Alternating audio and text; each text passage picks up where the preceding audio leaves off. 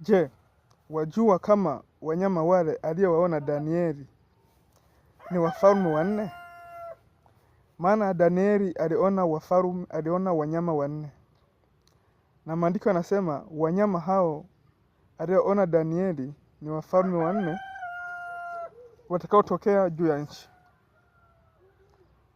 Na tunaona falme zile ziliweza kuabudu shetani.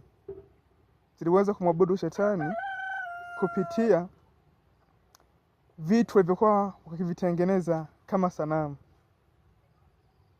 Na leo hii huyu mnyama wa nne ambaye pia Yohana alionyeshwa amechukua sifa zile zile za wale wanyama wanne.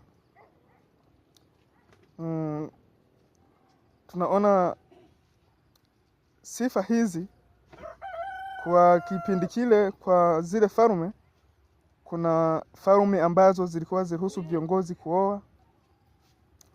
Kuna falme zilikuwa zenyewe ulevi ni mwingi sana. Unaona, kuna falme ambazo zilitengeneza sanamu na watu wakaziabudu. Lakini pia na sasa hivi na leo tuna falme ama tuna utawala au mamlaka ambayo tunaona sifa hizo zote nne zimo. Na falme zile zilitawala kiserikali. Lakini leo hii falme au hii tawala imetawala kidini, na maandiko yanasema kwamba ni ufalme ulioko juu ya falme zote za nchi. Kwa zimechukua sifa zote nne.